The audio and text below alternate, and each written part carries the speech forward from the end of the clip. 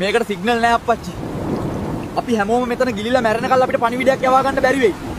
මොකද්ද කරන්න කියලා තේරෙන්නේ නෑ අප්පච්චි.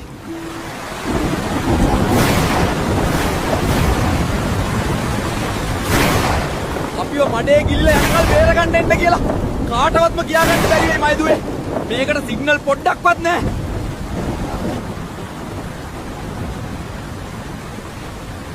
පාරවල් සේරම වැහිලා ගිහින් සිග්නල් නෑ දවස් 6ක් තිස්සේම.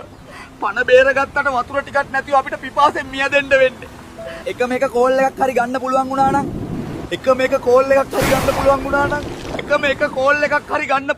නම් අපි හැමෝම ජීවත් වෙනවා යකෝ.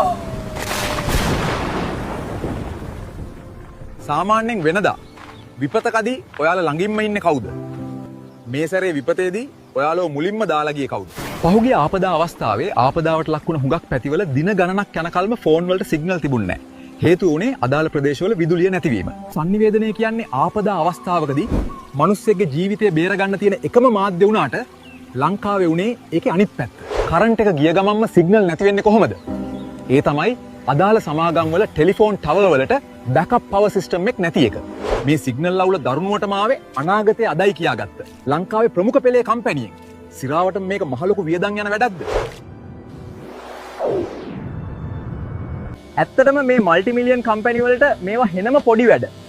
ජෙනරේටරේකුයි අනිත් බඩු ටිකයි විතරයි ඕනි මේ වැඩේට. ඒවටත් වඩා ඊටාම වියදම් අඩු ක්‍රමය තමයි මේ සෝලර් පැනල්. දැන් අනාගතයේ අදයි කියපු උඹලා කියන්නේ උඹලට මේ එකකටවත් සල්ලි නැහැ කියලාද? අනේ 1990 ගණන් වල ඉඳලා මිනිසුන්ගේ රීරි මාංශ හූරගෙන කාපු සල්ලි එතකොට හොරක්‍රම 100 ගාණකින් එකතු කරපු සල්ලි එතකොට කරන්ට් එක තියෙනවා නම් සිග්නල් තියෙයි. නැත්තම් නැති වෙයි. ඒවා අපිට වැඩක් නැහැ කියලා.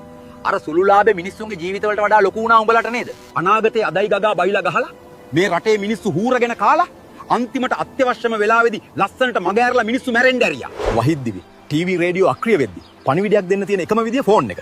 ආරක්ෂා වෙන විදි අවදානම් කලාපගෙන 100 ගාණක් පණිවිඩය ඇව්වත් කිසිම වැඩක් උනේ නැහැ. සමහර මිනිස්සු කඩා වැටුණු ගෙවල් අස්සේ නැත්තම් පස් අස්සේ හිර වෙලා අතේ තියෙන ෆෝන් එකෙන් කෝල් එකක් අරන් කාවම හරි ගෙන්නගෙන පණ බේර ගන්න උත්සාහ කරන්නේ නැති. තව අය පලාතම වතුරෙන් යට වෙද්දි වහලෙට හරි නැගලා කෝල් එකක් දීලා බේර ගන්න එන්න කියලා කියන්න හදන්නේ නැති. හැබැයි මේ කාටවත් මේවා කියන්න පුළුවන් උනේ නැහැ. කෝල් එකකින් බේර ගන්න පුළුවන්කම තිබුණු මිනිස්සු 100 ගාණක් මැරිලා යද්දි මේ ප්‍රසිද්ධ කම්පැනි මොකද්ද කළේ? නෙට්වර්ක් වැඩ නැහැ. හැබැයි සොච්චන් ඩේටා ටිකක් දුන්නා. ලංකාවේ මිනිස්සුන්ගේ රීරි මාංශ කකා දියුණු වුණ කම්පැනි ඒ දීපු ඩේටා ටිකත් වැඩ නැති වෙන්න කනෙක්ෂන් නොදෙද්දි ජීවිතේට හිතුවේවත් නැති මිනිස්සු ඇවිත් අපේ රටට උදව් කළා. ඉන්දියාවෙන් ආවා, ඇමරිකාවෙන් ආවා, ජපානයේ, යුනයිටඩ් ඇරබ් එමිරේට්ස් වලින් ඇවිත් තවමත් වැඩ. තව රටවල් බර ගාණක් බරපතල